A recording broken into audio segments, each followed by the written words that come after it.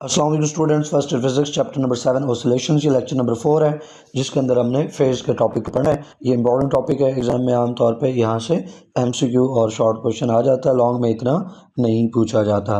तो इससे पहले लेक्चर का बाकायदा आगाज़ करें, मैं कुछ चीज़ आपको रिकॉल करवाना चाहता हूँ बच्चों।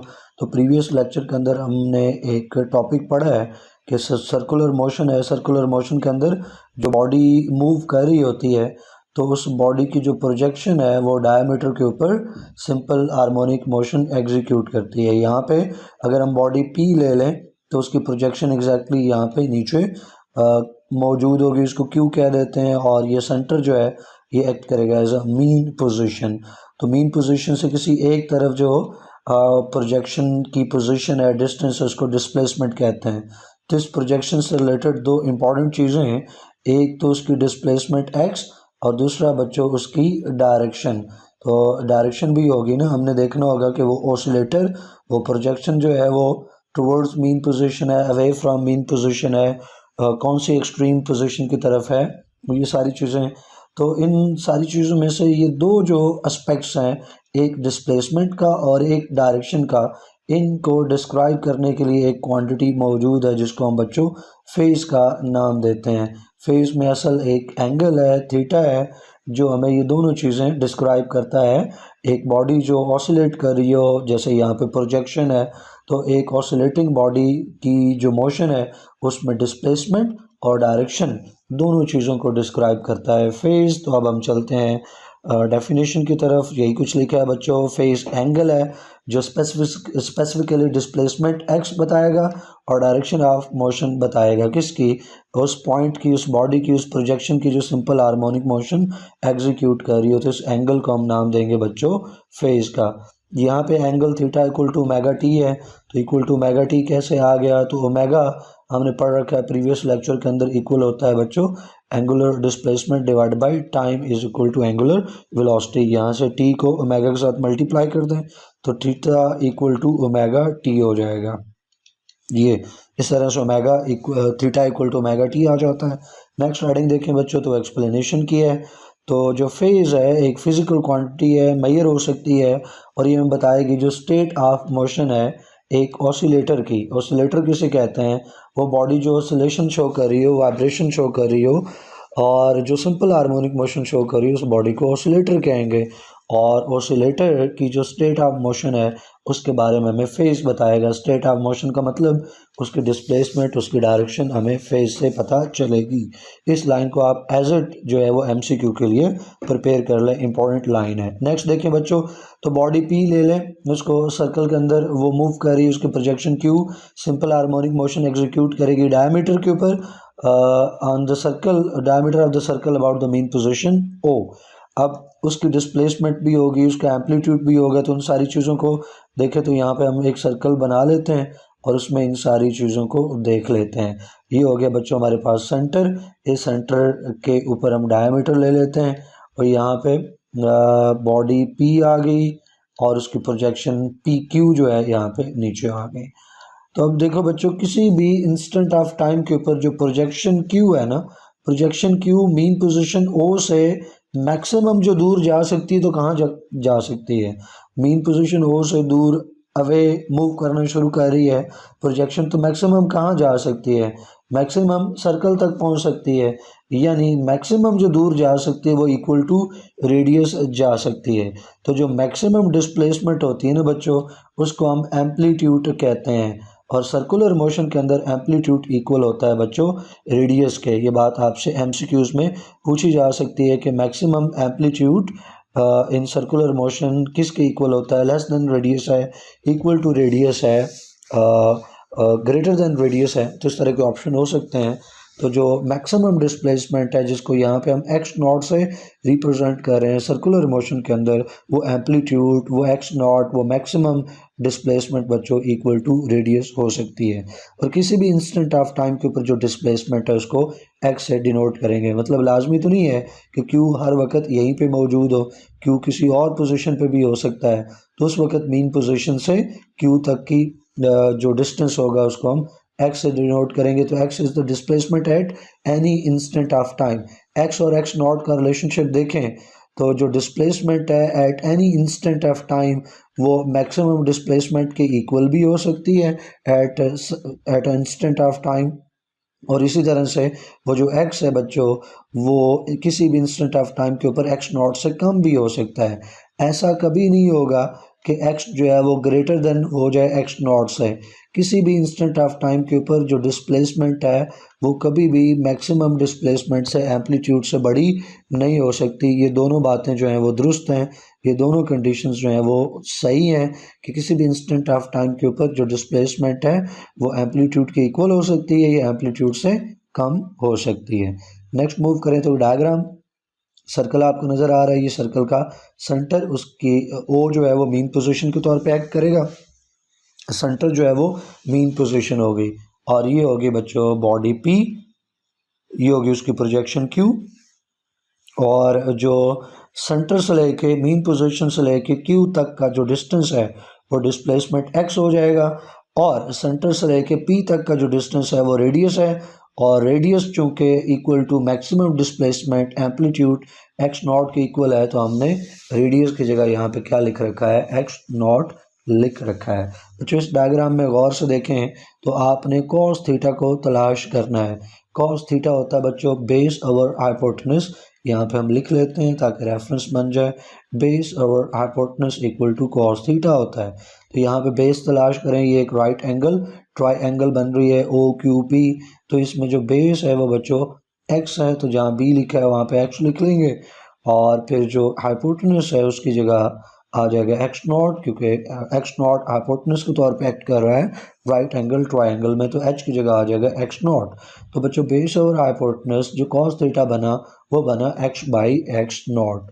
तो हम कॉस थीटा लिख लेंगे कि ऊपर वाले डायग्राम में कॉस थीटा इक्वल है एक्स बाई एक्स नॉट। यहाँ से हमें एक्स को अलग करना है, जो डिस्प्लेसमेंट है उसको सेपरेट करना है, तो उसके लिए एक्स नॉट को कॉस थीटा से मल्टीप्लाई कर दें, तो X is equal to x not cos theta.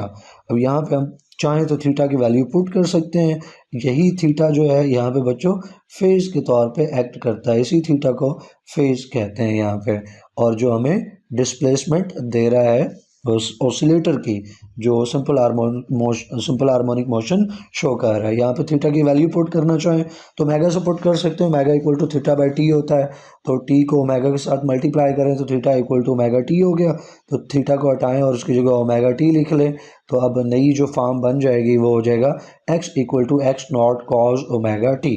बच्चों जो ओमेगा टी हो या यहाँ पे जिस ऊपर बात की थीटा लिखा हो, यही क्या चीज़ है बच्चों, दैट इज़ द फेज। अब अगला हिस्सा समझने के लिए हमें वापस डायग्राम के अंदर जाना है। डायग्राम में यहाँ चीज़ों को पहले इरेज कर देते हैं ताकि जो कुछ नया हम यहाँ पे शो करना चाहते हैं वो इजीली शो कर सकें।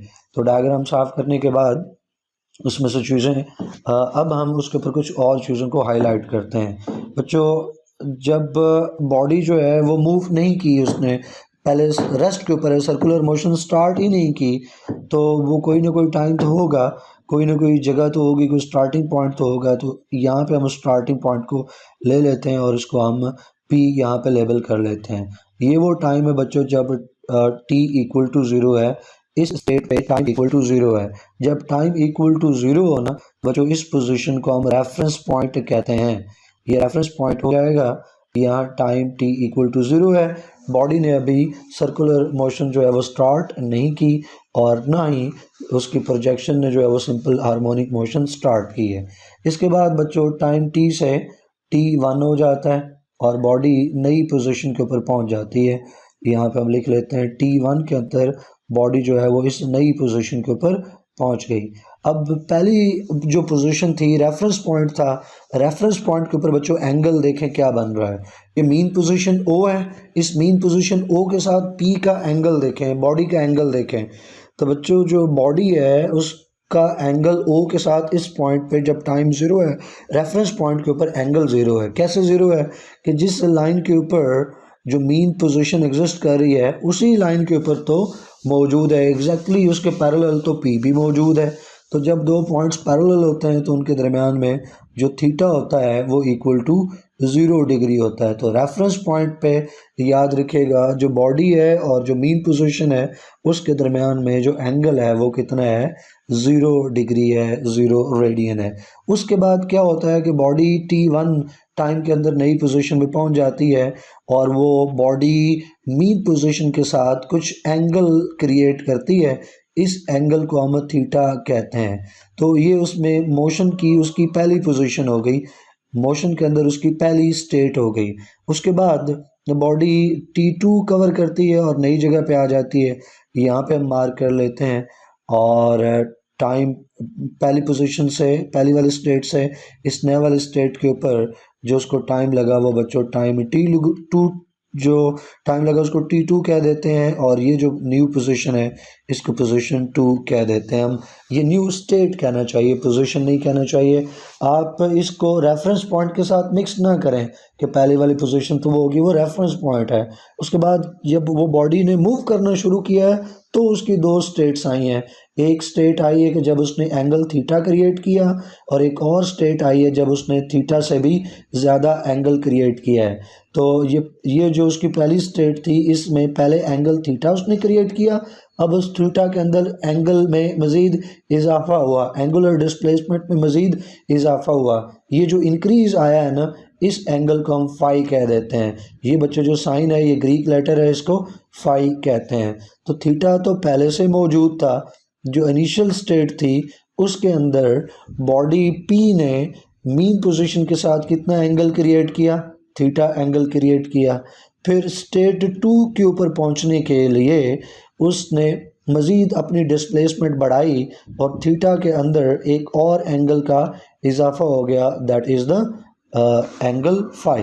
तो अब मैं आपसे पूछूं कि इन दोनों स्टेट्स का डिफरेंस निकालो तो कैसे निकालेंगे? तो final state minus initial state करते हैं। फाइनल स्टेट जो है वो स्टेट नंबर 2 है, माइनस इनिशियल स्टेट जो है वो स्टेट 1 है। तो जो फाइनल स्टेट थी स्टेट 2, उसके लिए जो टोटल एंगल क्रिएट हुआ वो हुआ थीटा में इजाफा हुआ था फाई का, तो थीटा प्लस फाई रिप्रेजेंट कर रहा है स्टेट 2 को, माइनस स्टेट 1 के ऊपर जो एंगल क्रिएट हुआ था मीन पोजीशन के साथ वो खाली थीटा था। इन दोनों का डिफरेंस निकालें तो थीटा प्लस का थीटा माइनस का कैंसिल हो गया, तो पीछे बचा फाई। तो अब मैं आपसे पूछूं कि बताओ भाई दोनों स्टेट्स के अंदर डिफरेंस किस चीज़ का निकला? तो आप कहेंगे कि दोनों स्टेट्स के अंदर डिफरेंस जो निकला फाई का निकला। तो अब आपसे मैं पूछ लूँ कि फाई क्या भला है, तो आप बताओगे कि फाई एक ऐसा एंगल है जो हमें 2 स्टेट्स का डिफरेंस बता रहा है। तो नेक्स्ट यही है कि जब हम पहुंच चुके अपनी इस वाली पोजीशन पे x is equal to x naught cos omega t, तो उसके बाद क्या किया कि बॉडी को फर्दर मूव किया। बॉडी ने फर्दर जब मूवमेंट शो की तो उसने एंगुलर डिस्प्लेसमेंट कवर की। पहले एंगुलर डिस्प्लेसमेंट जो कवर की थी थीटा, अब उसमें इजाफा हो गया फाई का। तो अब टोटल जो डिस्प्लेसमेंट होगी उसकी वो फाई प्लस थीटा हो गई है। ओमेगा टी तो पहले से मौजूद थी, अब उसमें फाई भी आ गया। थीटा पहले से मौजूद था, अब उसमें फाई भी आ गया है। तो ये अब नई फॉर्म आ गई है। तो यहाँ पे फाई क्या चीज़ है बच्चों? Phi is called phase constant, इसको फेज डिफरेंस भी कहते हैं। क्यों फेज डिफरेंस कहते हैं? क्योंकि ये रिप्रेजेंट करता है डिफरेंस बिटवीन द 2 स्टेट्स। जैसे ऊपर आपको मैथमेटिकली यहाँ पे मैंने आपको निकाल के बताया कि दोनों स्टेट्स के अंदर डिफरेंस किस चीज़ का निकला भाई, फाई का निकला। तो ये कहलाता है बच्चों रिप्रेजेंट करता है, ये जो फाई रिप्रेजेंट करता है फेज डिफरेंस को, फेज डिफरेंस कहलाता है। इसकी वैल्यू बच्चों डिपेंड करती है 2 चीज़ों के ऊपर, डिस्प्लेसमेंट और वेलोसिटी किसी भी इंस्टेंट ऑफ टाइम के ऊपर।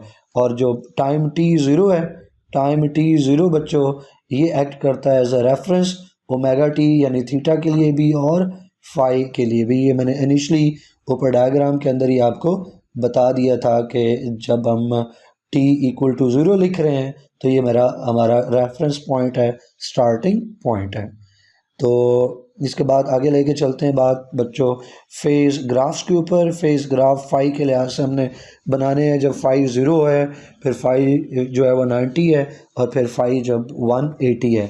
ये ग्राफ इंतहाई आसान है, लेकिन इनको समझने के लिए भी पहले कुछ चीज़ आपको बैकग्राउंड में चाहिए। तो यहाँ पे हम एक बार फिर सर्कल बनाएंगे। और उस सर्कल में कुछ चीज़ों को सीख के फिर अपने ग्राफ्स की तरफ आएंगे। ये हो गया बच्चों सेंटर।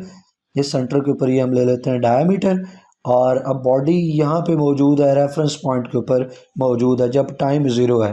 टाइम ज़ीरो उसके बाद बॉडी यहाँ पे पहुँच गई, बॉडी पी यहाँ पे पहुँच गई। तो मैं आपसे पूछूं कि उसने कितना एंगल क्रिएट किया है मीन पोजीशन ओ के साथ, तो आप क्या बोलोगे कितना एंगल क्रिएट किया उसने? ये एंगल बन रहा है 90 डिग्री का। इसका मतलब है कि जब वो रेफरेंस पॉइंट अगर ए है, तो ए से जब वो ओ के ऊपर आ चुकी, ए से ओ के ऊपर, तो उसने कितने डिग्रीज कवर कर लिए? 90 के ऊपर। यहाँ इस पॉइंट को हम बी कह देते हैं, अपोजिट। अब उसने इस पोजीशन से बी की तरफ बढ़ना है, आगे बी के ऊपर चलेगी। अब उसने कितना एंगल किया, कवर किया? अब भी उसने 90 डिग्री का एंगल कवर किया पोजीशन बी के ऊपर आने के लिए, तो मज़ीद जो है वो 90 डिग्री का इजाफा हो गया। अब मैं आपसे पूछूं ए से बी के ऊपर पहुंचने के लिए उसने टोटल कितना एंगल कवर किया, तो अब आप बताओगे कि ए से बी के ऊपर, तो एग्जैक्ट अपोजिट हमें पता है कि जब आप बिल्कुल अपोजिट पे चले जाते हैं, एक पॉइंट के बिल्कुल एंटी चले जाते हैं, तो 180 होता है, और यहाँ पे भी सिर्फ पता चल रहा है 90 प्लस 90, तो टोटल 180 डिग्री।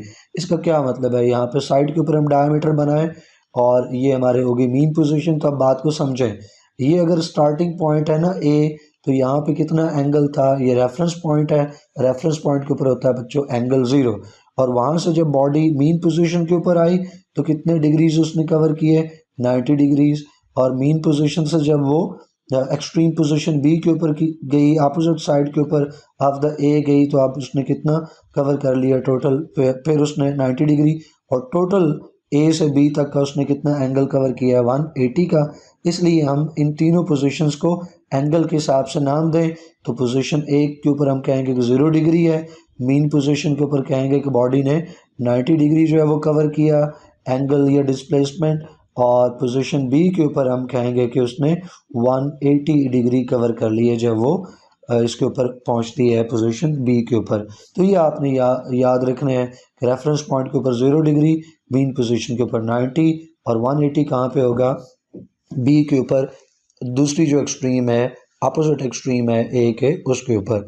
तो अगर ये आपको पता रहेगा कि 0 एंगल कहाँ पे है, 90 डिग्री का एंगल कहाँ पे है, 180 का कहाँ पे है, तो आप आसानी से ग्राफ बना सकते हैं। तो चलो देखें ग्राफ्स को। पहली सिचुएशन में फाई इक्वल टू 0 डिग्री, अभी मैंने ऊपर डायग्राम में आपको बताया कि मीन पोजीशन है, और हम 0 डिग्री कहाँ पे ले रहे हैं?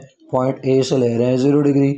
इसका मतलब है कि जब फाई 0 है तो उस वक्त हमने जो वेव मोशन बनानी है वो पॉइंट ए से शुरू करनी है, क्योंकि 0 डिग्री तो ए के ऊपर मौजूद है, तो ए से एक्सट्रीम पोजीशन से एम्पलीट्यूड से हम स्टार्ट कर रहे हैं।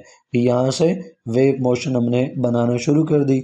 ये आपने एक या दो वेव्स जो हैं वो यहाँ पे बना देनी है, आपकी मर्ज़ी है, एक वेव बनाए, दो बनाए, या उससे भी ज़्यादा बना लें। तो अब ये टाइम वाला क्या है? आधी वेव का ये जो टाइम होता है वो half of the time period T half, और पूरी वेव के लिए, पूरी वेव लेंथ के लिए जो टाइम है वो टाइम पीरियड के इक्वल है टी। फिर इसी तरह आगे भी टाइम की आप बात कर सकते हैं। नेक्स्ट है जब फाई इक्वल टू 90 डिग्री है, तो ऊपर डिस्कशन जो की उसमें बताया आपको, ये होगी mean position. Reference point A के ऊपर 0 डिग्री, तो मीन पोजीशन के ऊपर जब पहुंचता है तो एक्चुअल में वो कितने डिग्रीज, ये कितनी डिस्प्लेसमेंट कवर कर लेता है? 90 डिग्री की। तो फाई 90 होने का मतलब है कि बात स्टार्ट कहाँ से हो रही है? मीन पोजीशन से। अब मीन पोजीशन से स्टार्ट हो रही है तो मीन पोजीशन से ऊपर जाना है, ये मीन पोजीशन से नीचे आना है। तो अभी तो वेव स्टार्ट हुई है ना 0 से, रेफरेंस पॉइंट से वेव स्टार्ट हुई है, तो ए से पहले ओ पे, ओ से अब उसने बी के ऊपर जाना है। तो इसका मतलब है कि जब आप स्टार्ट करोगे मीन पोजीशन से, तो मीन पोजीशन से अब आप पहले नीचे की तरफ लाओगे। तो ये जब 90 डिग्री, तो वो ए से मीन पोजीशन ओ के ऊपर आ चुका, और ओ से अब फर्दर वो नीचे की तरफ जाएगा। तो नीचे से वेव बनाते हुए अब आपने पूरी वेव जो है वो आगे बना देनी है। ये दो वेव्स बना दे। उसी तरह आधी वेव लेंथ के लिए टाइम हाफ टी, और पूरी वेव लेंथ के लिए, पूरी वेव के लिए जो टाइम है वो 1 टी, एंड सो ऑन। और अब आ गया हमारे पास 180 की सिचुएशन। जब फाई इक्वल टू 180 है, इसका मतलब है कि अब वो एक्सट्रीम बी के ऊपर मौजूद है। ये रहा 0 डिग्री, ओ के ऊपर 90 डिग्री, तो 180 डिग्री कहाँ पे होगा? बी के ऊपर 180 डिग्री मौजूद है। तो फाई जब 180 डिग्री है इसका मतलब है बात बी से शुरू होगी। अब बी से नीचे तो उसने जाना नहीं है, तो बी से मीन पोजीशन की तरफ आएगा, तो वेव जो है वो आपकी यहाँ से ऊपर की तरफ चलेगी और फिर और ऊपर और फिर आप उसको नीचे ड्रॉ कर लें। तो ये देखें, तो पहले ऊपर की तरफ फिर नीचे की तरफ, तो इस तरह से आप पूरी वेव अपनी कंप्लीट कर सकते हैं।